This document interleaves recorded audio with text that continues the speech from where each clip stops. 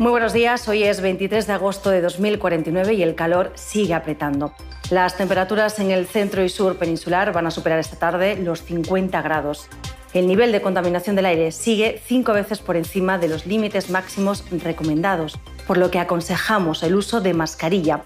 Además, recuerden, los cortes de agua se van a producir como de costumbre entre las 11 de la noche y las 5 de la madrugada.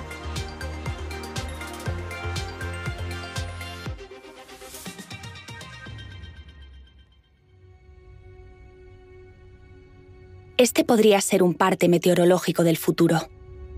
Los datos que habéis escuchado no son ninguna exageración. Son proyecciones científicas que, si no logramos frenar el cambio climático, podrían acercarse mucho a la realidad. Nos vamos a Cádiz. Sitúense, año 2050. Veamos cómo el agua ocupa, lo vamos a ver enseguida aquí con la lupa, todo el Parque Nacional de Doñana. Parques naturales, playas o aeropuertos cercanos a la costa podrían desaparecer por la subida del nivel del mar. El aumento de las temperaturas, las sequías y los fenómenos extremos podrían provocar la destrucción de humedales y marismas, incendios y daños en infraestructuras, entre otras consecuencias. La alerta sobre el impacto de la crisis climática es cada vez más contundente. El cambio climático es también una de las mayores amenazas para nuestra salud. Transmisión de virus, problemas respiratorios o enfermedades cardiovasculares relacionadas con el calor y la contaminación. El calor también mata y en muchos casos lo hace como consecuencia del cambio climático inducido por el hombre. En España, 1 de cada 3 muertes por calor se deben a este motivo. España será uno de los países de la Unión Europea que más sufrirá el impacto del cambio climático. España se sitúa en la zona cero del cambio climático. La región mediterránea es una de las más vulnerables de todo el planeta. Ya es tarde para eludir algunos de sus efectos, pero aún estamos a tiempo de prevenir los más severos. El objetivo es ambicioso, pero también posible. Y sobre todo, es absolutamente necesario. Literalmente, nos va la vida en ello. ¿Cómo transformará el cambio climático nuestro país?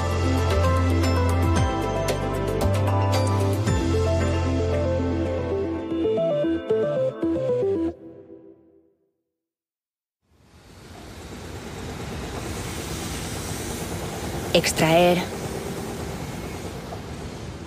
producir, consumir, tirar. Extraer,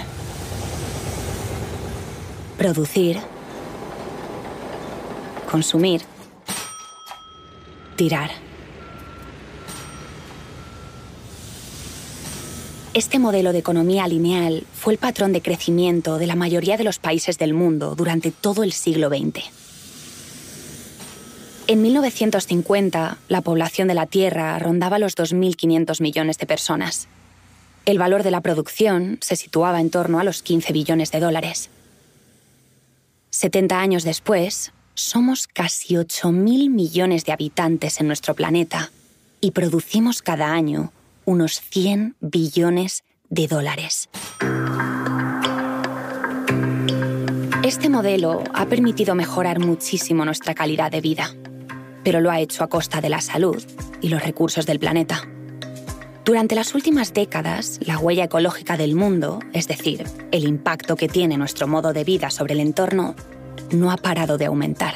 Porque hemos seguido un modelo de crecimiento basado en el consumo de petróleo y de carbón y en un uso lineal de los recursos. Jorge Moreno es ingeniero medioambiental en la Oficina Nacional de Prospectiva y Estrategia de la Presidencia del Gobierno de España y sabe bien que, si mantenemos el ritmo actual, un solo planeta no va a resultar suficiente. Esto nos ha llevado a aumentar las emisiones de gases de efecto invernadero y el consumo de recursos fundamentales como el agua hasta multiplicarlos por 2,5. España ha sido parte activa en este proceso. De hecho, necesitaremos más de 2,5 planetas para satisfacer todas las necesidades si todos los países consumieran recursos al nivel que lo hace España. Nuestro impacto ha sido muy grande debido principalmente a la dependencia de combustibles fósiles en el sector energético y en el sector del transporte. Y también por el cambio de comportamiento de la población hacia un consumo muy acelerado de productos electrónicos y de moda rápida que requieren una gran cantidad de recursos como energía y agua. Nuestro patrón de crecimiento económico hasta la crisis de 2008 explica en gran medida el incremento de nuestras emisiones. Un despliegue tardío de las energías renovables y del autoconsumo, las centrales de carbón, la preferencia de transporte por carretera frente al tren y el incremento del tamaño y potencia de los coches fueron los principales responsables de esta evolución. Además, la escasa apuesta por la innovación verde o el retraso a la hora de aplicar impuestos que penalicen las actividades más contaminantes también han contribuido al deterioro de la huella ambiental de nuestro país.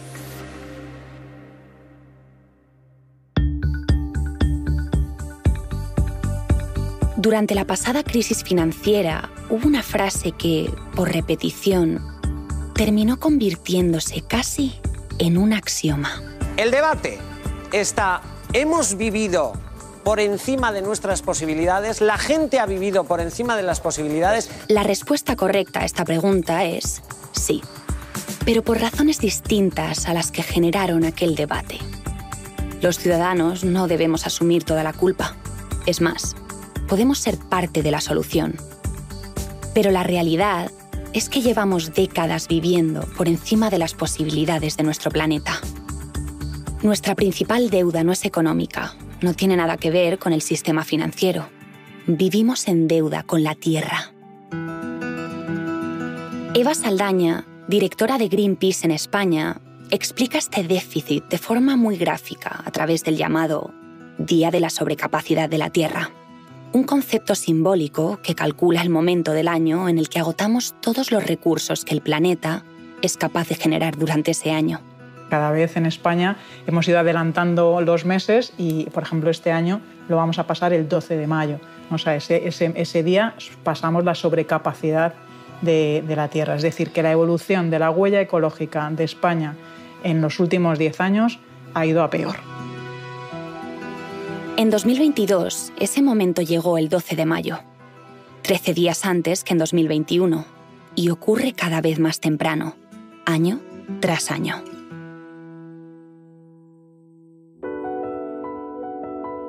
Madrid está en alerta roja, nunca en su historia lo ha estado, por intensas nevadas. Es la máxima en una escala de 3. La nevada del siglo, media España cubierta de blanco y después una ola de frío como pocos recordaban. La ciudad de Valencia vive el mes de marzo más lluvioso desde hace 138 años. Es el peor temporal que sufren en décadas, con olas de más de 4 metros y vientos cercanos a los 100 kilómetros por hora.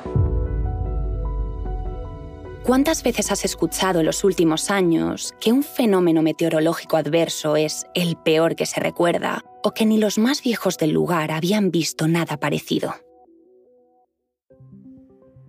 Extraer, producir, consumir y desechar de forma lineal y sin pensar en que los recursos del planeta son finitos tiene importantes consecuencias que ya estamos padeciendo. Este modelo genera una gran cantidad de gases de efecto invernadero que atrapan la radiación solar en la Tierra y aumentan las temperaturas año a año. Entonces, esto a su vez provoca una serie de impactos en nuestros ecosistemas, como una mayor frecuencia y duración de las olas de calor, episodios de sequía y otros de lluvia torrencial, aumento del nivel del mar, incendios, etc.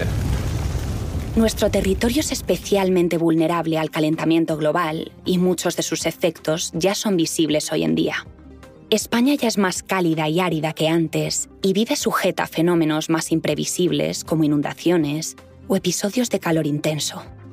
De hecho, un estudio liderado por el Instituto de Salud Carlos III cifra en 13.000 las muertes por exceso de calor en la primera década de este siglo.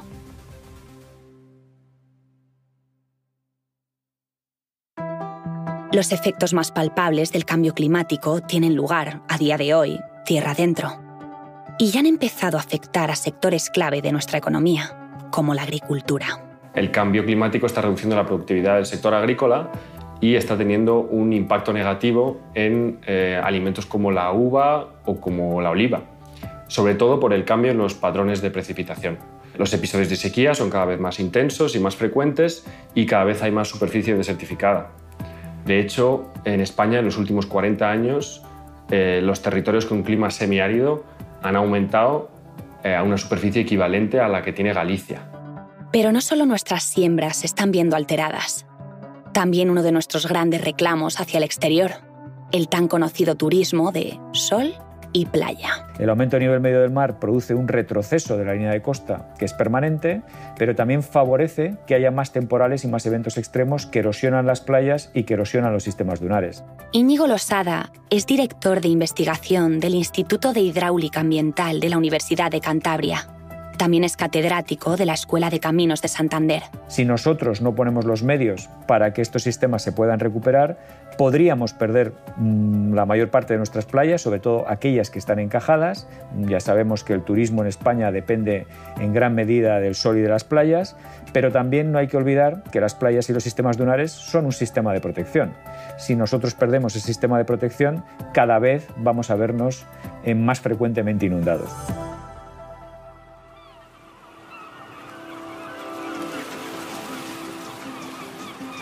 Pero el cambio climático no limita sus efectos a tierra firme, sino que también introduce sus tentáculos mar adentro. Ese calentamiento de la temperatura del agua, que por ejemplo en el Mediterráneo es del orden de 0,35 grados centígrados por década, lo que tiene como implicación es que los eventos extremos de olas de calor, que también se pueden producir en el mar, cada vez sean más frecuentes. Hay un proceso de absorción de carbono, de CO2, que al final produce que nuestro océano sea cada vez más ácido. Así como el aumento en el medio del mar tiene implicaciones sobre la erosión, sobre la inundación en la costa, el aumento de temperatura y la acidificación tiene efectos importantes fundamentalmente sobre la calidad de agua y sobre todo sobre los ecosistemas costeros, marinos en general, pero también sobre muchas de las especies que viven en nuestras costas y en nuestros océanos. España es el segundo país del mundo con más reservas de la biosfera, pero la crisis climática amenaza también la supervivencia de muchos de nuestros ecosistemas.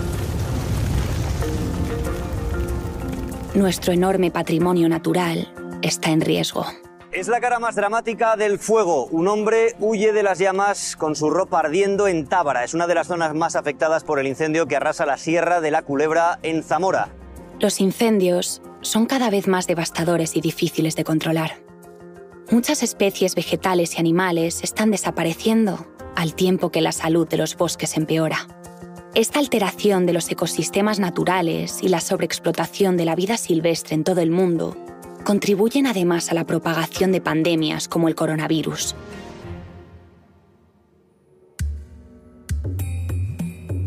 Muchos de los impactos que ya estamos viendo ahora van camino de acentuarse durante las próximas décadas.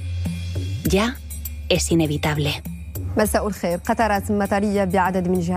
La España de 2050 será más calurosa y seca. Probablemente, nuestros parques meteorológicos se asemejarán a los que hoy vemos en las televisiones del norte de África. Madrid tendrá un clima similar al que en la actualidad tiene Marrakech. Y el de Barcelona se parecerá mucho al de Túnez. Y el cambio se irá extendiendo poco a poco hacia el norte, hasta llevar condiciones propias de los climas mediterráneos a zonas como Galicia, Asturias o Cantabria.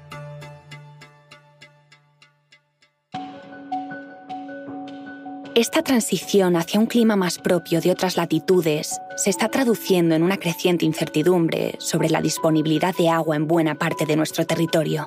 Somos los número 1 en pérdidas anuales por sequía, somos los número 1 en población expuesta a estrés hídrico, somos los número 2 en superficie total quemada y somos los número 3 en índice de explotación de agua. Es decir, que ya España está en una situación relativamente grave tanto desde los aspectos que más afectan al recurso hídrico como de aquellos que tienen relación con la sequía, la desertificación o con el aumento del nivel medio del mar, ¿no?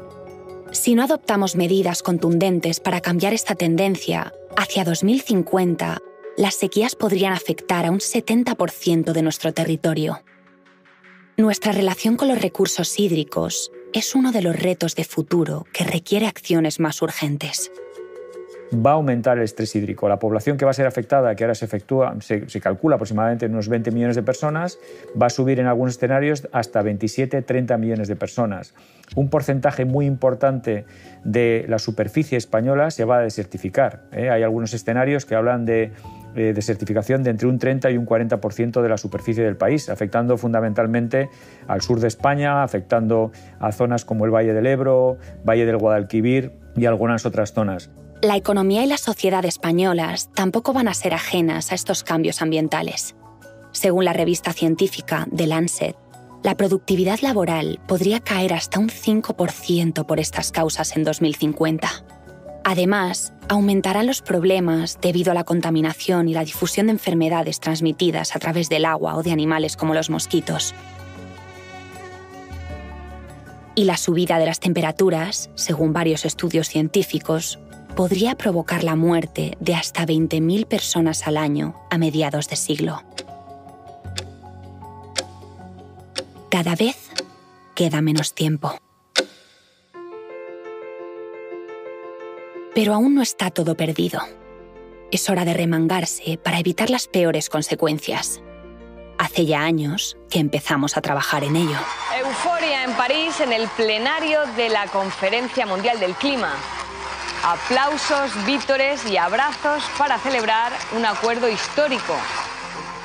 En 2015, 195 países firmaron el conocido como Acuerdo de París. Se comprometieron así a reducir sustancialmente las emisiones de gases de efecto invernadero. El objetivo es mantener el aumento de la temperatura global en este siglo por debajo de los 2 grados y hacer todo lo posible para que no pase de 1,5 grados. La comunidad internacional reconoció que el cambio climático constituye una emergencia mundial que exige cooperación internacional y soluciones coordinadas. L'accord de Paris pour le climat est accepté. Pero pese a los aplausos y las buenas intenciones, la realidad es que las emisiones de gases de efecto invernadero a nivel global no han dejado de aumentar desde entonces. El CO2 en la atmósfera marcó un nuevo récord en 2020 a pesar de los confinamientos por la pandemia, de la falta de actividad, y a finales de este año se espera otro récord. El Panel Intergubernamental de Expertos sobre el Cambio Climático, el IPCC, alerta sobre las consecuencias de continuar con la dinámica actual. Si no ponemos techo a las emisiones antes de 2025, será imposible cumplir con los límites fijados en París. En España tenemos recursos, capacidades e instituciones para cumplir con lo firmado. De hecho, ya nos hemos puesto a hacer los deberes. Lo más destacable ha sido el impulso de las renovables, ¿no? Desde el año 2000, aunque con ciertos altibajos en algunos periodos. Miquel González Eguino es investigador senior y coordinador del área de transición energética en el Centro de Investigación de Cambio Climático BC3 del País Vasco. También creo que ha sido importante el apoyo, ¿no?, en el sector industrial, junto con la regulación europea del mercado de permisos de emisiones de CO2, y luego también a nivel más general, bueno, el consumo energético pues ha ido disminuyendo estos últimos años y por lo tanto, bueno, pues eso también es un efecto positivo de la tecnología y de las políticas. Hoy, las energías renovables suponen casi la mitad de la generación de la electricidad que consumimos en España. Sin duda, esto ha influido enormemente en que nuestras emisiones de gases de efecto invernadero lleven cayendo desde 2007. Una tendencia de la que es importante destacar varios factores. El positivo es la salida del carbón.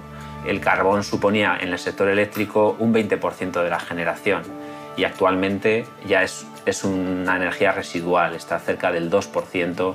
Y en negativo yo destacaría el transporte, porque ahí las emisiones no han bajado, al contrario, desde 2015 han aumentado un 10%. También hemos avanzado en otras áreas que nos han ayudado a reducir los impactos medioambientales. Gracias a que se han incorporado criterios de sostenibilidad en varios sectores, la eficiencia, por ejemplo, en el sistema de riego, en los electrodomésticos, nos han permitido reducir el consumo de agua y de energía necesario.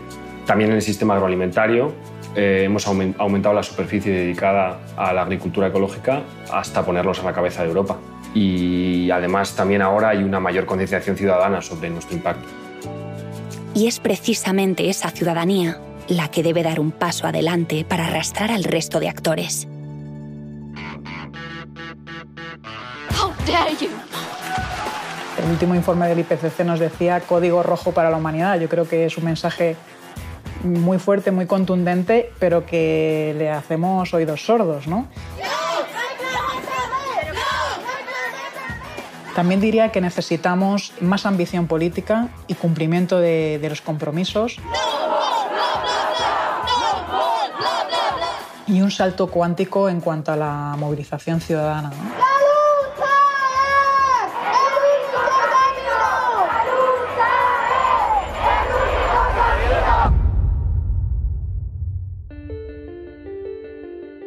Nuestra necesaria transformación en una sociedad neutra en carbono y sostenible en el uso de recursos implica afrontar cambios adicionales en la forma en que generamos y usamos energía.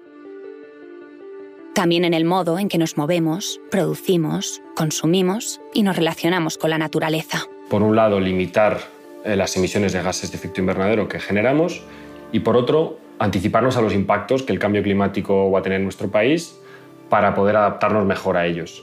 Y las nuevas tecnologías nos pueden echar una mano, sin duda, pero no podemos fiarlo todo a eso. El primer paso, el más acuciante en el corto plazo, es seguir la senda marcada por los acuerdos internacionales y cumplir las metas que nos hemos fijado de reducción de emisiones de gases de efecto invernadero. En concreto, casi un 25% menos en 2030 y ser neutros en carbono en 2050. Esto significa que en el año 2050 las emisiones que generamos tienen que ser equivalentes a las que absorbemos, bien por métodos naturales principalmente, por la vegetación o por el suelo o por los mares y por los océanos, y puntualmente, y si hace falta, con dispositivos tecnológicos que absorban esas emisiones. Candela de la Sota es la directora de la Red Española para el Desarrollo Sostenible.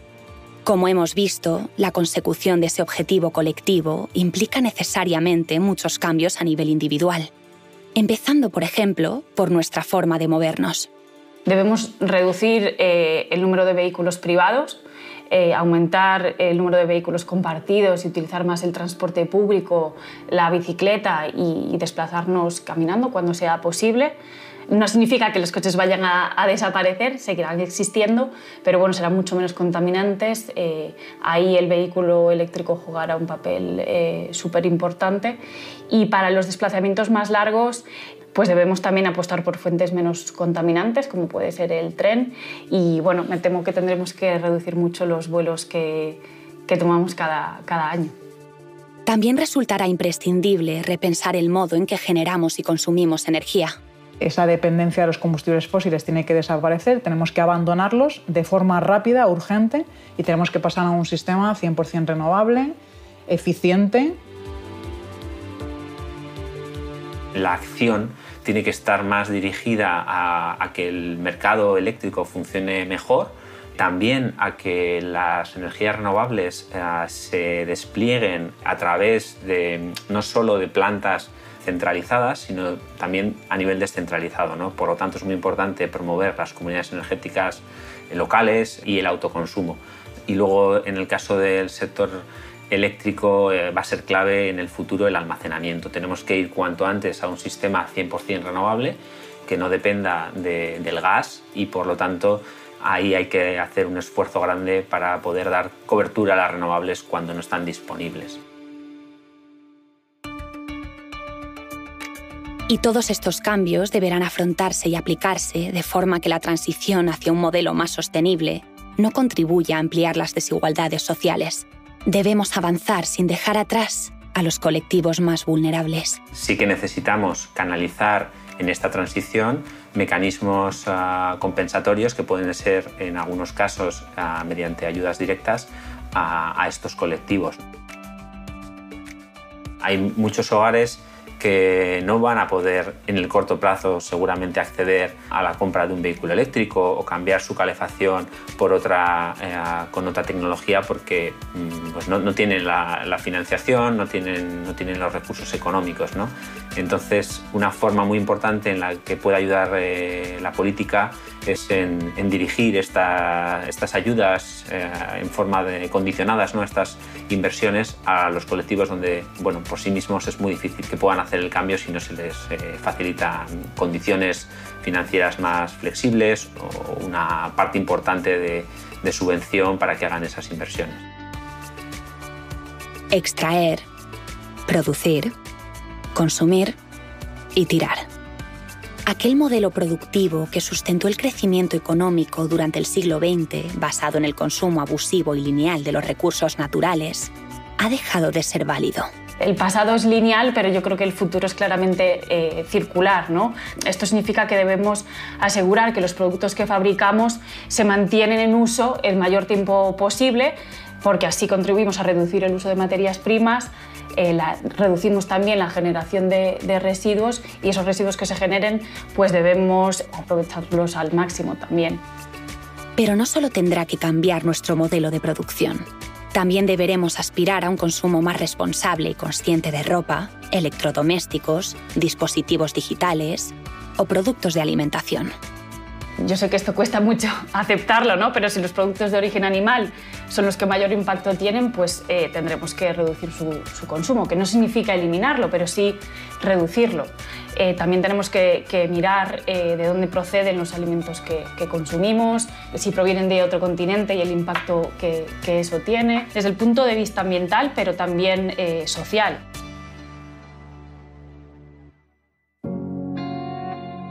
Anticiparnos no será la única de nuestras tareas. No solo deberemos reducir las emisiones de gases de efecto invernadero y hacer un consumo más responsable de los recursos naturales. También tendremos que adaptarnos a lo que ya no podemos evitar. Podemos pensar en acciones muy transformadoras y además que se tienen que llevar a cabo a muy grande escala, ¿no? La rehabilitación de los edificios, la instalación de más bosques urbanos, de infraestructuras verdes en las fachadas o en las azoteas, de huertos urbanos, y fomentar unos modos de moverse y de desplazarse mucho más sostenibles. La reforestación deberá contribuir a aumentar las superficies arboladas. Y la agricultura o el turismo, sectores económicos claves para el futuro de nuestro país, también tendrán que asumir cambios importantes para adaptarse al reto de la sostenibilidad. Debemos, por ejemplo, cambiar las especies que cultivamos, cambiar las fechas de siembra o adaptar la gestión agrícola para que los cultivos puedan recuperarse más rápidamente de situaciones adversas como las sequías o las inundaciones.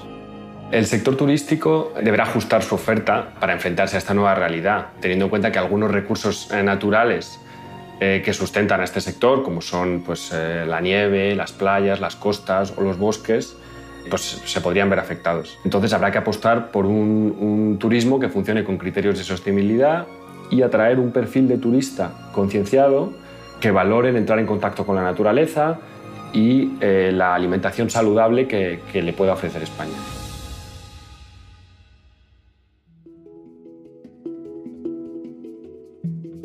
En este recorrido por el pasado, el presente y el futuro del clima de España, hemos respondido desde diferentes perspectivas a la pregunta que nos hacíamos al comienzo. ¿Cómo transformará el cambio climático nuestro país? Hay días en los que basta con asomarse a la ventana o consultar la previsión meteorológica para comprobar que ya lo está haciendo. Con toda probabilidad, las transformaciones serán todavía más profundas en el futuro. La buena noticia es que aún estamos a tiempo de evitar los efectos más destructivos de la crisis climática y de impedir que condicione el bienestar de las generaciones presentes y futuras. Como hemos visto a lo largo de este episodio, tenemos recursos y capacidades suficientes para hacerlo. La transición ecológica puede generar muchas oportunidades económicas y de empleo en todo el territorio. El clima ya está cambiando. Ahora somos nosotros quienes debemos modificar el rumbo.